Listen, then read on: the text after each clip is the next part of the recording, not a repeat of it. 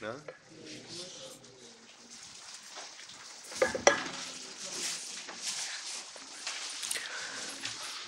श्री चैतन्य महाप्रभु बचपन में बहुत नटखट थे, उसका चर्चा हम कल किया।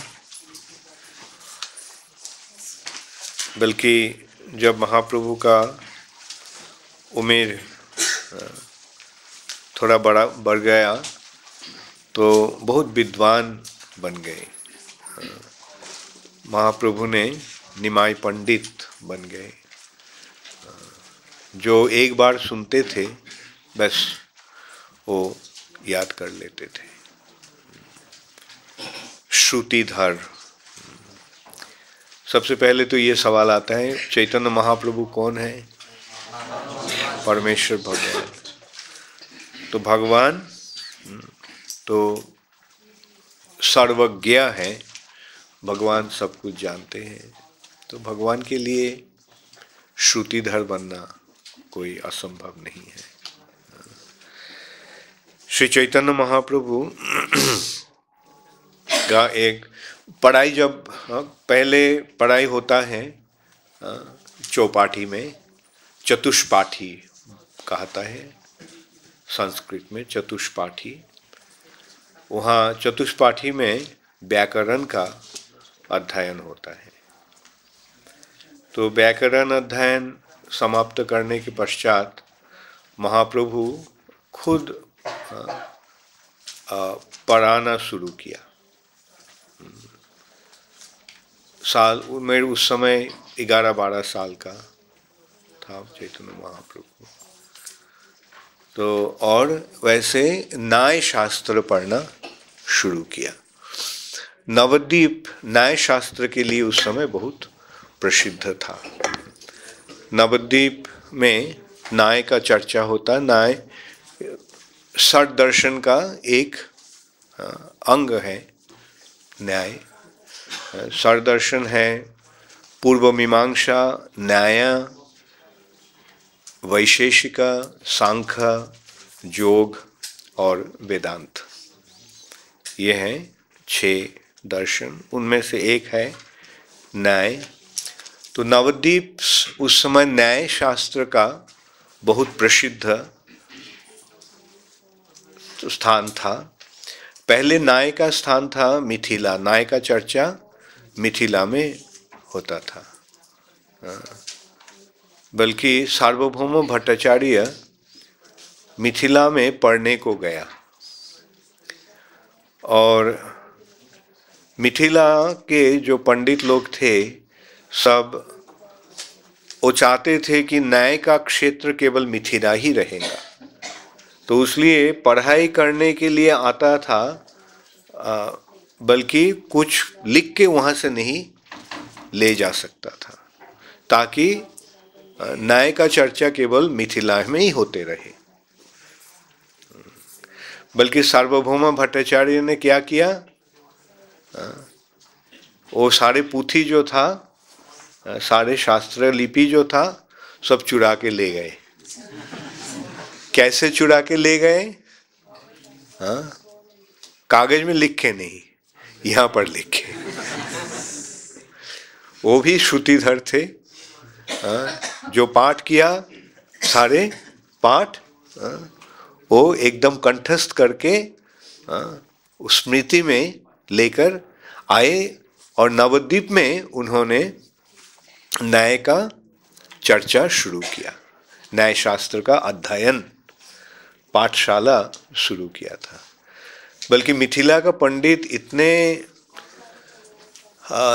हिंस्र थे, इतने निष्ठुर थे कि वो लोग ये को हत्याकारी को भेजा सार्वभौम भट्टाचार्य को हत्या करने के लिए।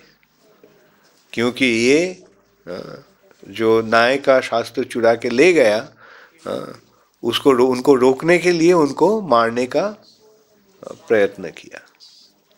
बल्कि जो लोग उनको मारने को आया था, जो खूनी लोग जो आया था, तो सार्वभौम भट्टाचार्य को देख के उनका मन में ऐसा एक भावना आया, वो उनका पैर पर गिर पड़ा और उनको बता दिया कि क्यों पंडितों ने उनको भेजा था।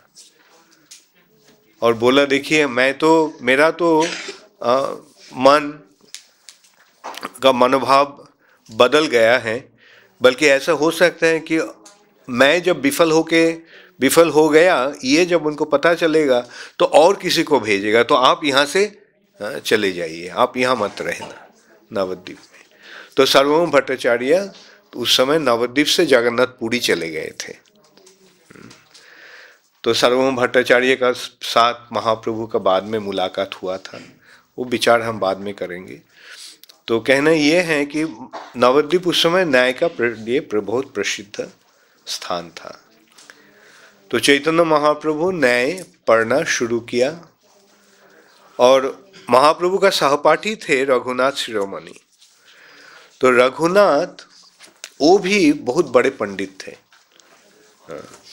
महाप्रभु से थोड़ा सा उम्र में थोड़ा बड़ा था, बल्कि वो ताज्जुब बन जाता था जब देखता कि निमाई का विचार कितना सरल है, सुंदर है और कितना गंभीर है।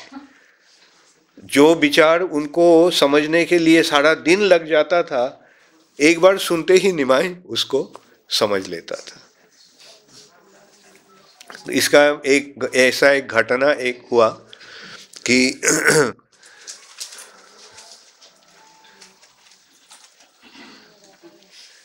ऐसा एक घटना घटा कि एक दिन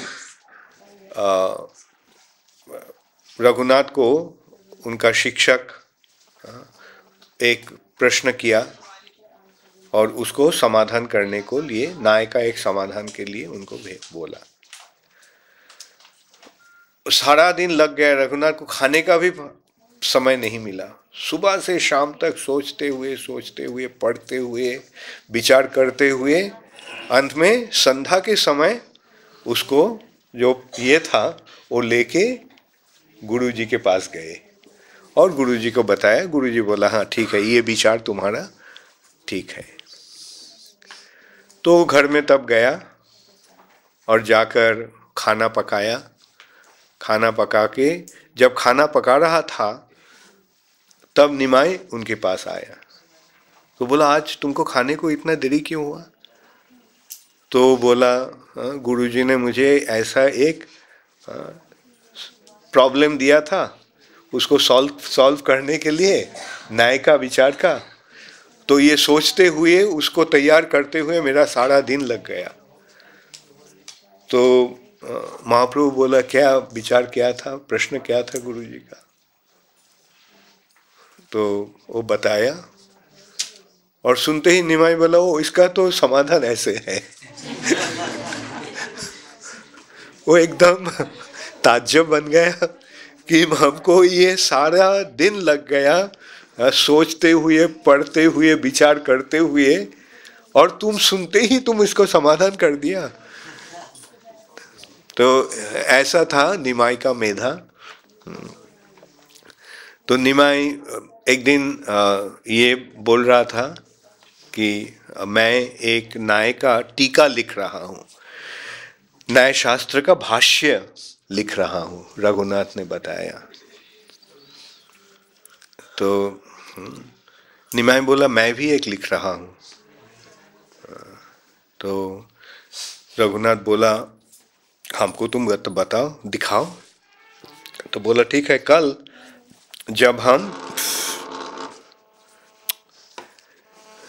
जब हम जाएंगे तब ये विचार हम तुमको दिखाएंगे।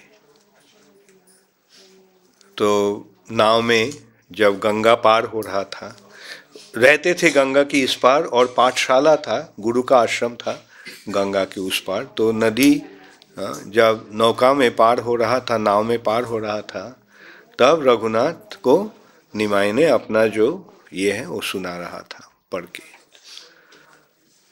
तो अचानक देखा रघुनाथ रो रहा है। निमाई देखा रघुनाथ रो रहा है तो पूछा रघुनाथ तुम रो क्यों रहे हो? तो रघुनाथ तब बताया देखो मेरा तो एक बहुत भावना था, एक एम्बिशन था कि मेरा जो ये विचार ये सबसे बेहतर होगा और लोग हमारा गुणगान करेंगे, यशगान करेंगे ये पढ़कर। बल्कि तुम जैसे नाय का विचार टीका लिखे हो, इसके पास इसके बाद कोई मेरा ये स्पर्श भी नहीं करेगा। तो चैतन्य महाप्रभु बोला, देखा ये तो तुमको ये आशा में भंग कर दिया, तो ठीक है चलो, हाँ, तो ये मैं जो लिखा वो कोई नहीं देखेगा, ये कहकर वो कागज फाड़कर वो गंगा में फेंक दिया। तो रघुनाथ बोला, क्या तुम ये फेंक दिया गंगा में? बोला हाँ, अगर मेरा कुछ त्यागने से अगर तुम्हारा मन का संतुष्टि हो तो इसलिए मैं मेरे दोस्त के लिए ये मैं करने के प्रयत्न किया है। तो इतना ऐसा ही था निमाई का पांडित्य बचपन से ही। और एक बहुत सुंदर घटना घटा था। एक केशव कश्मीरी नाम के एक पंडित, बहुत बड़े पंडित, जिनको देवी सरस्वती से वर मिला था कि सरस्वती उनका जिह्वा में अधिष्ठान करेंगे, मतलब सरस्वती ही उनके मुंह से खुद बोलेंगे। तो विद्या के अधिष्ठात्री कौन है? सरस्वती है। तो ये वर प्राप्त होने के पश्चात ये केशव कश्मीरी सारा भारत भ्रमण करने लगा, कश्मीर से लेकर कन्याकुमारी तक गया, पश्चिम दिशा होकर, और वहाँ सबको, सारे पंडितों को हराया और अब उत्तर भारत की तरफ आने लगा। और बाकी सारे जगह, भारत के जितने सारे प्रसिद्ध स्थान था, वो सारे जगह के जितने सारे पंडित थे, उन सबको पराजित करके उन्होंने केवल एक ही स्थान बाकी रह गया भारत का जीतने के लिए। वो कौन सी स्थान है? नवद्वीप। और केशव कश्मीरी जब आता था बहुत घमंड के साथ आता था, बहुत बड़े पंडित थे।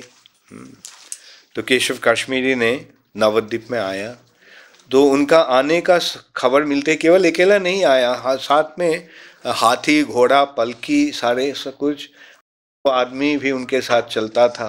बड़े सारा भारत के सबसे मशहूर पंडित हैं, और सबको ये दिग्विजयी बनने का, जैसे राजा ने दूसरे राजाओं को पराभूत करके विजयी बनते थे, वैसे ही पंडितों ने भी वैसे दिग्विजय करते थे। तो वैसे एक दिग्विजयी पंडित था ये केशव कश्मीरी। तो केशव कश्मीरी नवद्वीप में आया। तो केशव कश्मीरी आ रहा है, ये खबर मिलते ही सारे पंडित नवद्वीप से भाग गया कि नहीं, क्योंकि ये जब विचार के लिए उनको ललकारा देंगे तब तो मुश्किल हो जाएगा। तो और जो कोई दो चार पंडित था वो भी घर से निकल नहीं रहे थे। तो केशव कश्मीरी आया, आके सुना कि कोई नहीं है, सब बाहर चले गए हैं, किसी को भतीजा का बहन का शादी है और किसी को माँ का बीमारी हुआ है और किसी के ससुराल में कोई निमंत्रण भेजा है। ये सब बहाने से सब भाग गए हैं वहाँ से। तो केशव कश्मीरी ने वहाँ प्रतीक्षा कर रहा था कि कब ये सारे पंडित लोग वापस आएंगे, तो उनके साथ मुकाबला करके मैं उनको हरा के अब मैं सारा भारत के सबसे मशहूर पंडित बनूंगा, दिग्विजयी पंडित बन जाऊंगा, सारे भारत का एकछत्र सम्राट बन जाऊंगा, ये सोचकर प्रतीक्षा कर रहा था। तो एक दिन शाम को केशव कश्मीरी ने गंगा के तट पर भ्रमण कर रहे थे, तो देखा एक बालक और कोई बालक 10-20 बालक के वो पढ़ा रहा है। तो आके पूछा तुम कौन हो? तो महाप्रभु ने बोला है कि मैं हूँ निमाई, मैं जगन्नाथ मिश्र का पुत्र हूँ। और तो क्या कर रहे हो तुम यहाँ? मैं ये लड़के लोग को पढ़ा रहा हूँ। क्या पढ़ा रहे हो? व्याकरण पढ़ा रहा हूँ। व्याकरण का क्या पढ़ा रहा? कलाप पढ़ा रहा हूँ। तो कलाप जो है वो व्याकरण का प्राथमिक विचार है। तो केशव कश्मीरी ने बोला ओ तुम हो वो निमाई पंडित? तो महाप्रभु ने बोला हाँ वैसे तो मैं तो मूर्ख हूँ बल्कि स्नेह के नाते, प्यार के नाते सब हमको ऐसे पंडित बोलते हैं तो केशव कश्मीरी ने बोला ठीक है चलो तुम्हारे साथ मैं मुकाबला करता हूँ। महाप्रभु बोला मैं आपसे क्या मुकाबला करेंगे, आपको साथ आपका दर्शन जब मिला है तो इसका फायदा मैं उठाना चाहता हूँ, आपसे मैं कुछ सुनना चाहता हूँ। केशव कश्मीरी बोला ठीक है बताओ क्या सुनोगे? तो महाप्रभु बोले ये गंगा जो बह रही है, इस गंगा का महिमा थोड़ा बताइए हमें। तब केशव कश्मीरी ने तत्क्षणात गंगा जिस जैसे बह रही है वैसे ही एक के बाद एक 100 श्लोक उसी वक्त रचना करके सुनाया। सब सुनकर एकदम विमुग्ध हो गया। ये तो ऐसा पंडित हम कभी नहीं देखा, ऐसे कवि कैसे नहीं हम देखा, कभी भी नहीं देखा। तो निमाई भी चुप से वहां बैठे हैं। केशव कश्मीरी सुनाने के पश्चात पूछा कैसा लगा?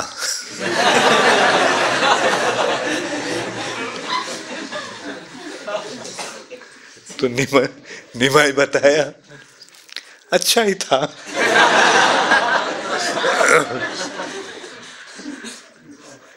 केवल 2-4 गलत छोड़कर 2-4 गलत छोड़कर अच्छा ही था। तो बोला देखो मेरा रचना में कभी गलती नहीं होता है, ये गलत समझने का और जो मैं बताया वो उसका भाव समझने का क्या ये है तुम्हारा। तुम तो हो सिर्फ एक व्याकरण का पढ़वाने वाला, कविता का अलंकार तुम क्या समझते हो कि हाँ तुम हमारा ये रचना में गलत और त्रुटि तुम निकालोगे। महाप्रभु बोला अलंकार तो मैं पढ़ा नहीं बल्कि कुछ सुना है, पंडित लोग जो बोलते हैं उससे कुछ सुना है, सुनने के पश्चात कुछ भावना कुछ धारणा हमको मिल गए हैं, तो उसके विचार से मैं कह रहा हूँ कि हाँ इसमें कुछ दोष भी है, कुछ गुण तो है बहुत, बल्कि दोष भी है। तो केशव कश्मीरी ने बताया तुम इसका गुण बताओ और दोष बताओ। गुण बताओ पहले। तो महाप्रभु ने उसका जो गुण था अच्छा महाप्रभु क्या किया तब 100 श्लोक बनाए थे, उसमें से जो 64 श्लोक जो था उसको आवृत्ति करके उनको सुनाया। वो श्लोक था महत्तं गंगायम सततम इदमभाति नितरां जदेवा श्री विष्णुश्चरण कमल उत्पत्ति सुभगा द्वितीय श्री लक्ष्मीरीव शुर नरैवर्च चरणा भवानी भर्तुर्जा शिरसी विभवती अद्भुत गुणा। तो सुनते आजब बन गए ये। तुमको कैसे पता नहीं, अब पूछा नहीं, कुछ सुना बल्कि कुछ बोला नहीं। तो महाप्रभु इनमें से 6 गुण बताया, हाँ, इसके अलंकार का गुण इत्यादि। और जब महाप्रभु बोला और दोष, तो केशव कश्मीर बोला मेरा रचना में कभी दोष नहीं होता है। तो महाप्रभु चुप हो गया।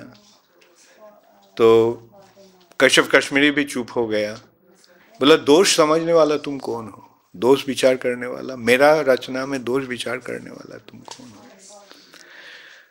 तब महाप्रभु बोला ठीक है, इसमें 5 दोष हैं, तो ये 5 दोष में से अंतिम जो दोष है ये समझना सरल होगा, इसलिए मैं बताऊं। ये विरुद्धमति, ये दोष का नाम है विरुद्धमति। विरुद्धमति का मतलब है कि वो जो विचार जो है वो विरोधी है। जैसा महाप्रभु ने बताया कि आप जो बोला भवानी भर्तुर्जा, भवानी भर्तुर्जा शिरसी विभवती अद्भुत गुणा। तो भवानी, भवानी का मतलब क्या होता है? भवानी है शिव जी, अच्छा, बल्कि शिव जी का मतलब है भवानी का पति। हाँ, और भवानी शब्द का उत्पत्ति कैसे हुआ है? भव है शिव जी और शिव जी का पत्नी है भवानी, तो मतलब क्या हुआ? शिव जी का पत्नी का पति। हाँ? भवानी भर्ता, हाँ? भवानी है शिव जी का पत्नी और भर्ता का मतलब है पति। तो शिव जी का, हाँ, पत्नी का पति, इसका मतलब लगता है कि शिव जी का पत्नी का और कोई पति है।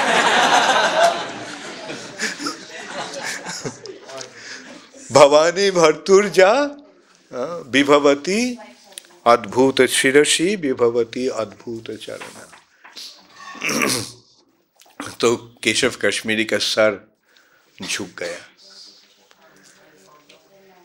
तो वो दुख के नाते घर चले गए और बहुत रोने लगा। शर्त मिला था उनको, किसी के पास उनका पराजय नहीं होगा। तो रोने लगा कि तुम अंत में एक बच्चे के पास मेरा ऐसे अपमान स्वीकार करवाया। तब सरस्वती उनके पास आई और बताया, देखो केशव, तुम्हारा ये जो पांडित्य है आज ये सफल हुआ, क्योंकि जिनके पास तुम्हारा पराजय हुआ है वो मेरा भी पति है, मेरा भी नाथ है।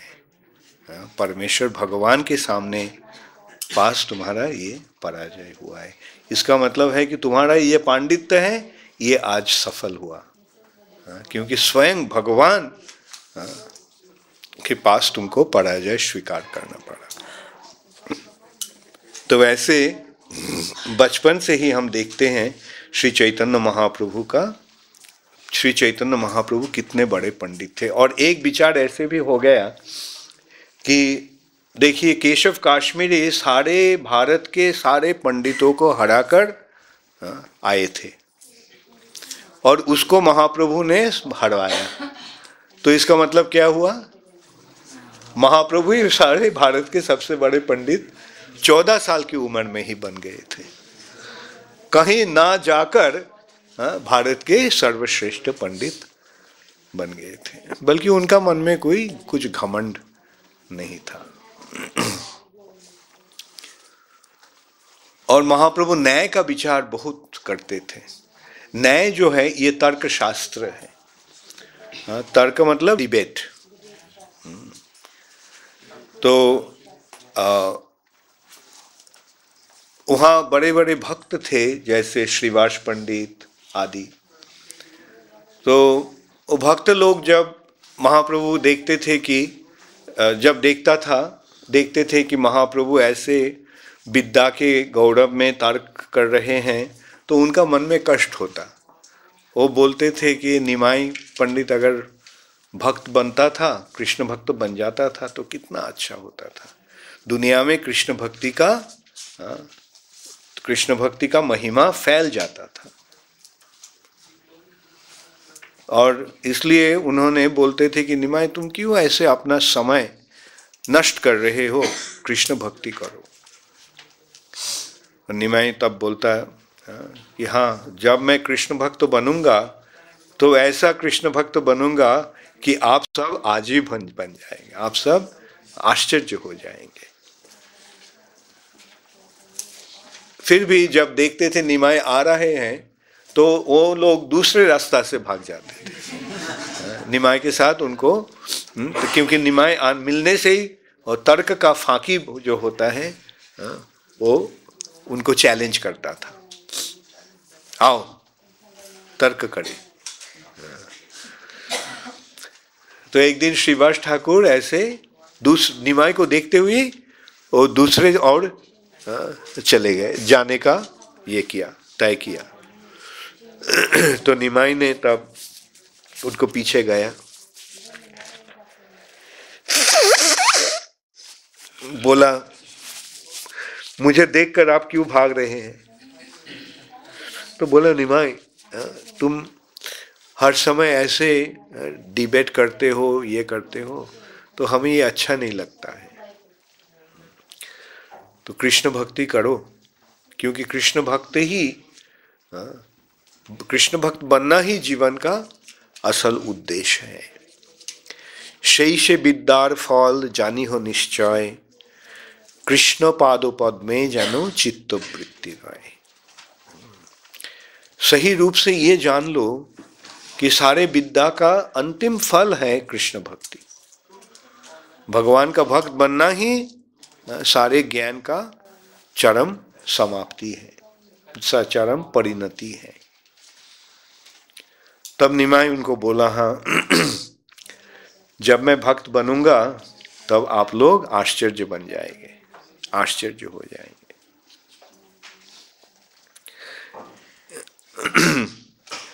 महाप्रभु का पिताजी जगन्नाथ मिश्र का देहांत हो गया और महाप्रभु का बड़े भाई विश्वरूप भी घर छोड़कर, पहले ही घर छोड़कर चले गए थे सन्यास लेने के लिए।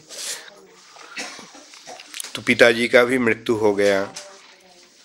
घर में केवल निमाई और उनकी माता सची माता। तो निमाई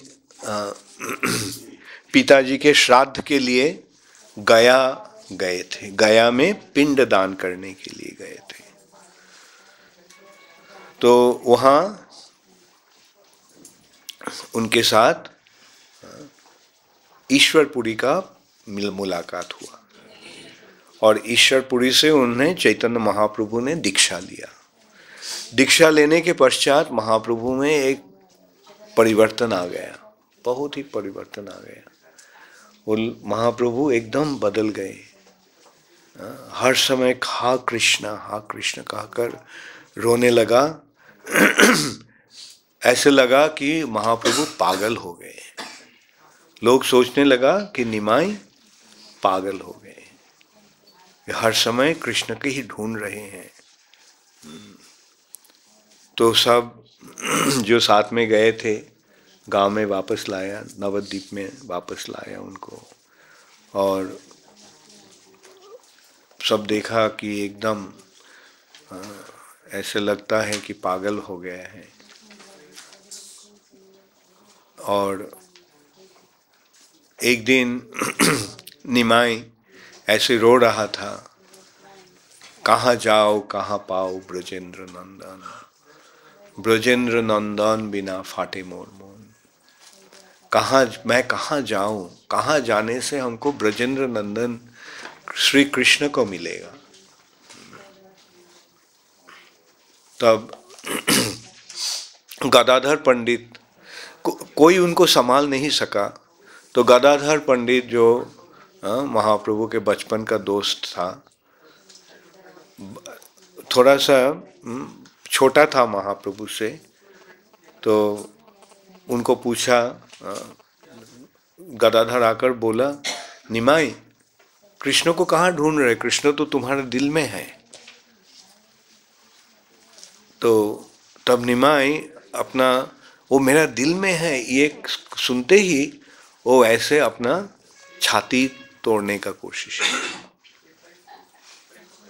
तब देखा गदाधर, देखे ये तो और भी मुश्किल हो गए हैं। तो बताया, निमाई कृष्ण अभी गया है, आएंगे अभी अभी अभी आ जाएंगे। तो तब निमाई थोड़ा शांत हो गया। तब सची माता ने देखा कि यद्यपि गदाधर निमाई से छोटे हैं, फिर भी वो बहुत बड़े, बहुत बुद्धिमान हैं। तो इसलिए गदाधर को बोला, गदाधर हर समय निमाई के साथ रहना, कभी भी उसको साथ मत छोड़ना। तो इसके कारण गदाधर हर समय निमाई के पास ही रहते थे। तो इसके पश्चात महाप्रभु ने नवद्वीप में हरिनाम कीर्तन का प्रवर्तन किया, हरिनाम कीर्तन शुरू किया। श्रीवास ठाकुर जो बहुत बड़े भक्त थे, ऐसे महाप्रभु के लीला में सब ये कौन है, ये थोड़ा सा हमें विचार करना शायद अच्छा रहेगा। महाप्रभु है श्री कृष्ण स्वयं, राधा कृष्ण एक होकर श्री चैतन्य महाप्रभु के रूप में आए हैं। और जो श्रीवास ठाकुर हम बोला, श्रीवास ठाकुर कौन थे? श्रीवास ठाकुर है नारद मुनि। तो चैतन्य महाप्रभु ने श्रीवास ठाकुर के आंगन में, श्रीवास ठाकुर के घर में, उनका आंगन में हरिनाम कीर्तन शुरू किया। रात भर कीर्तन करते थे। जो पड़ोसी लोग था, उस समय तो ब्राह्मण लोग एक जगह रहते थे, ये जो था एक एक जगह में एक एक वर्ण का निवास होता था। ब्राह्मण एक जगह रहते थे, क्षत्रिय लोग एक जगह रहते थे, वैश्य लोग और एक जगह रहते थे, शूद्र लोग और एक जगह रहते थे, और जो इसके वर्णाश्रम के बाहर जो हैं वो लोग और कहीं रहते थे। तो सारे पड़ोसन जो ब्राह्मण थे, उन लोग रात को नहीं सो पाता था, इतना कीर्तन होता। तो सब जाके चाँद, वहाँ के जो काजी मतलब मैजिस्ट्रेट था, उनको पास जाके अभियोग किया कि ये निमाई पंडित एक ऐसा कुछ शुरू किया जो सही धर्म नहीं है। शास्त्र में कहीं ऐसे कीर्तन करने का निर्देश नहीं दिया गया, वो कुछ नया धर्म बना रहा है। आप यहाँ के राजा हैं, आप इसको, ये जो धर्म का अमर्यादा हो रहा है उसको संभालना होगा आपको, ये कहकर चाँद काजी के पास जाकर अभियोग पेश किया। तब चाँद काजी अपना सांत्री सिपाही लेकर एक रात महाप्रभु के वहां आया। उस दिन, उस रात को चैतन्य महाप्रभु वहां नहीं थे। श्रीवास ठाकुर के आंगन में कीर्तन हो रहा था, बल्कि महाप्रभु नहीं थे उस वहां। तो चाँद काजी ने आया, आकर वो मृदंग तोड़ दिया और बोला कि आज से अगर कोई ऐसा ये कीर्तन करोगे तो तुम्हारा धर्म नाश कर दूंगा, मतलब तुमको मुसलमान बना दूंगा, तुम्हारा हिंदू धर्म नष्ट कर दूंगा। सब बहुत डर गए। तो उसी समय सब कीर्तन बंद कर दिया। तो इसके पश्चात महाप्रभु अगले दिन महाप्रभु के पास सुबह सब गए, जाकर महाप्रभु को बताया चाँद काजी ने क्या क्या बोला और क्या किया, मृदंग तोड़ दिया। तो सुनते ही महाप्रभु ने बहुत ही क्रोधित होकर बताने लगा, ये कीर्तन रोकने वाला कौन है? ये कीर्तन जो रोकने का कोशिश करेगा मैं उसको नष्ट संहार कर दूंगा, नाश कर दूंगा। तो ठीक है, तुम लोग सब आज शाम को मशाल जलाकर यहाँ आना, हम सब चाँदकाजी के वहाँ जाएंगे। तो शाम को सारे लोग मशाल जला के वहाँ आया। ऐसे लगा, इतने लोग आया कि लगा कि करोड़ों आदमी वहाँ आ गए और सब कीर्तन करते करते चाँदकाजी के वहाँ गया। जब चाँदकाजी के वहाँ गया तो वो सिपाही लोग जो था चाँदकाजी का सब भाग गया ये देखते ही, और चाँदकाजी का जो बगीचा था वो सब नष्ट कर दिया, उनका बाहर जितने कुछ था सबको तोड़ दिया ये लोग। और महाप्रभु ने बताया, काजी तुम कहाँ हो, आओ निकल के आओ। बल्कि काजी उसका प्रासाद के अंदर छिप गया और निकला नहीं। तो चैतन्य महाप्रभु ने फिर बताया, देखो तुम्हारा घर में मेहमान के रूप में मैं आया हूँ और तुम भाग गए हो, ये कैसी भव्यता है। तो चाँदकाजी निकल के आया। तो चाँदकाजी के साथ महाप्रभु का कुछ विचार हुआ। तो विचार के पश्चात चाँदकाजी ने महाप्रभु को स्वीकार कर लिया और बोला, ये मैं बहुत गलत किया आपको ये कीर्तन में बाधा डालकर, बल्कि आज से मेरा वंश का कोई भी ये कीर्तन में रुकावट नहीं डालेगा। अगर कोई डालेगा तो मैं उसको हमारा वंश से उसको निकाल दूंगा, वो मेरा वंश से भ्रष्ट हो जाएगा। तो चाँदकाजी का वंशधर अब भी मायापुर में है, यद्यपि मुसलमान है बल्कि वो लोग शाकाहारी है और भक्ति के बहुत मदद देते हैं। तो वैसे चाँदकाजी के साथ महाप्रभु का मुकाबला हुआ था। ये चाँदकाजी भी कौन था? चाँदकाजी था कंस। कृष्ण लीला में जो था कंस, चैतन्य लीला में वो चाँदकाजी के रूप में आया था।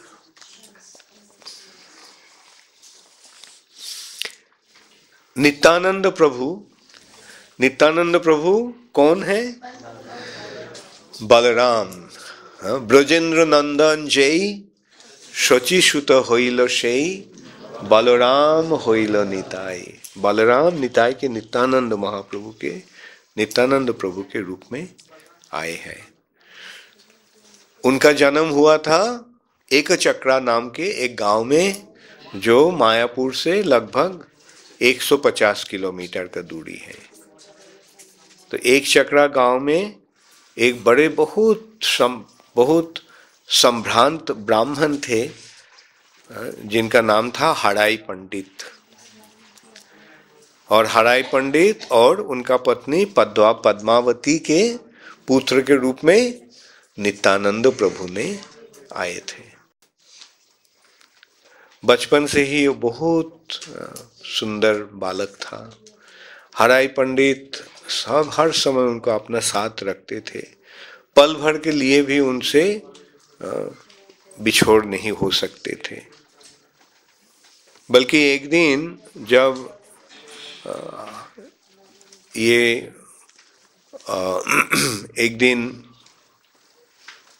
एक सन्यासी आए थे और हराई पंडित उनको अपना घर में निमंत्रण किया। तो रात को के घर में सन्यासी ठहरा, रात भर शास्त्र चर्चा हुआ, भक्ति के विचार हुआ। और उसके पश्चात सुबह जब ये सन्यासी जाने वाले थे तो हराई पंडित ने पूछा, मैं आपको क्या दे सकता हूँ? तो तब ये सन्यासी ने बताया, अगर आप कुछ देना चाहते हैं तो आपका ये जो पुत्र है वो पुत्र को दे दीजिए।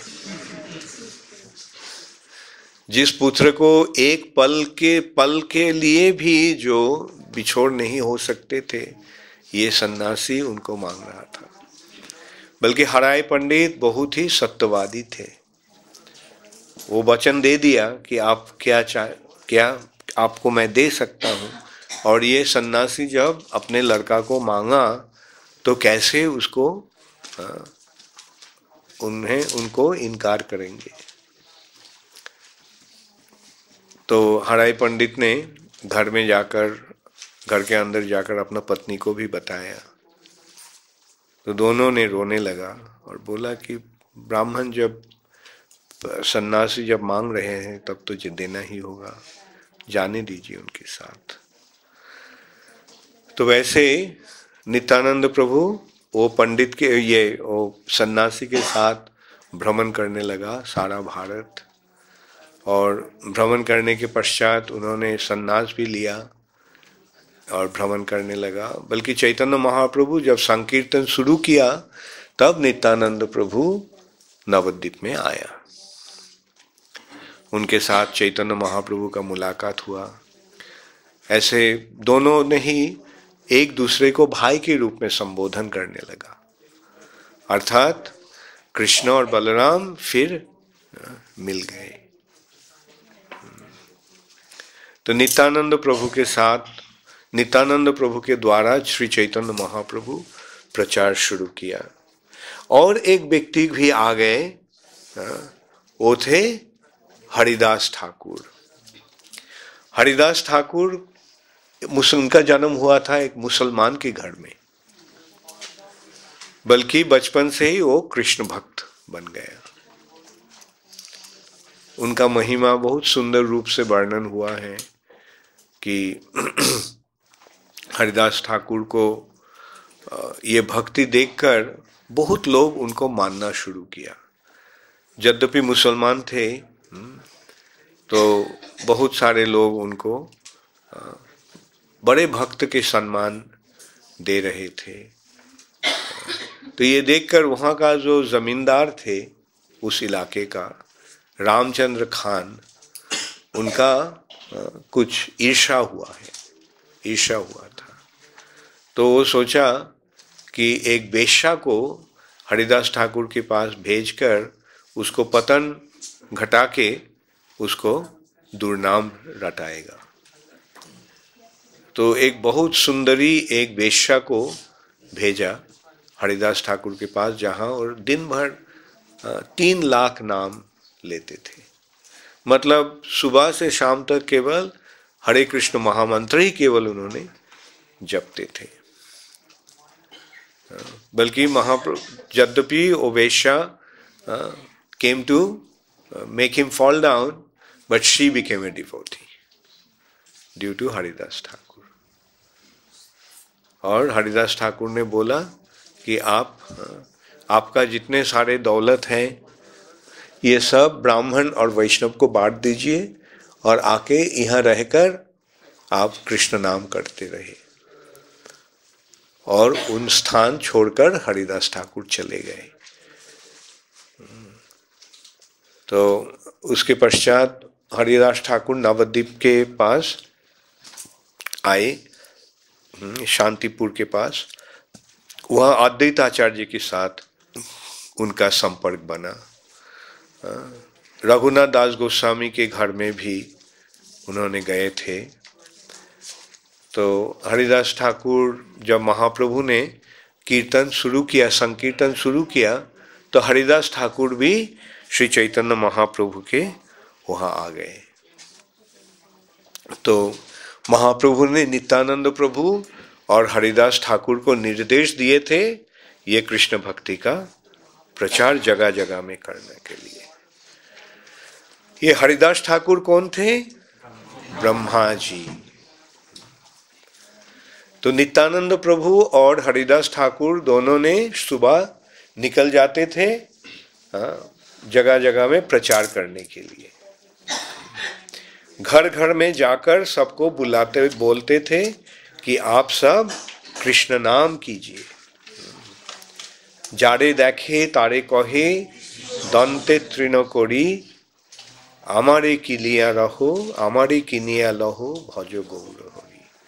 आप हरिनाम करते रहे और उस मूल्य से आप हमको खरीद लीजिए।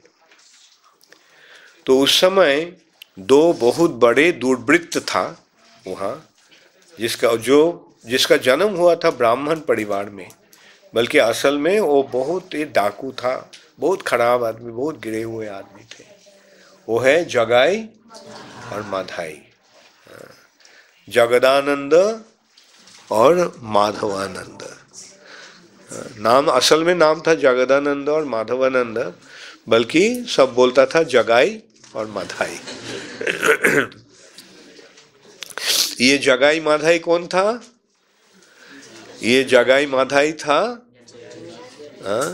हिरण्यकशिपु और हिरण्याक्ष, रावण और कुंभकर्ण, शिशुपाल, दंतवक्र। ये तीन युग में जय और विजय, वैकुंठ के दारवान, दार रक्षक, इस राक्षस के रूप में आया था। और इस कली युग में वो जगाई और माधाई के रूप में आया। वो इतना दुर्वृत्त था कि जिसके पास भी कोई नहीं जाता था, क्या करेगा कुछ पता नहीं था। ऐसा बुरा काम नहीं था जो वो लोग नहीं किया। और सुबह से शाम तक वो शराब पीकर एकदम मस्त होके ये करता था, खराब काम करता था। तो एक दिन नित्यानंद प्रभु हरिदास ठाकुर को देखकर हरिदास ठाकुर को बताया, चलो ये देखो, लगता है कि ये सबसे बड़ा पापी है, अगर इसको हम भक्त बना सकते हैं तो महाप्रभु का महिमा बहुत ही प्रचार होगा। क्योंकि इतने गिरे हुए आदमी अगर भक्त बन जाएगा तो बहुत ये होगा। तो नित्यानंद प्रभु हरिदास ठाकुर को लेकर उनके पास गया, बोला आप क्यों ऐसे पाप काम करते हैं? भगवान को नाम लेते रहिए, सारे पाप का नाश हो जाएगा और आपका जन्म सफल हो जाएगा। तो ये सुनते ही जगाई और माधाई बहुत क्रोधित हो गया, हमें उपदेश देने के लिए आए हो तुम? और मार मार इसको बोल के उसको पीछे भागा। और ये देखते ही नित्यानंद प्रभु और हरिदास ठाकुर भी भागा वहां से। तो दौड़ते दौड़ते दोनों ने एक कुमार की वहां आकर, जहां कुमार का मतलब जो मिट्टी का बर्तन बनाता है, कलसी वगैरह, वहां जाकर छिप गया। और जगाई और माधाई उसको ढूंढ नहीं पाया, तो फिर वापस चले गए। तो हरिदास ठाकुर को बहुत गुस्सा हुआ, बोला देखा, महाप्रभु के पास जाके बताया कि आज हमारा जीवन नाश हो जाता था, आज हम मर जाता था, ये लोग हमको मार डालता था जरूर, ये पागल के साथ मैं नहीं जाऊंगा।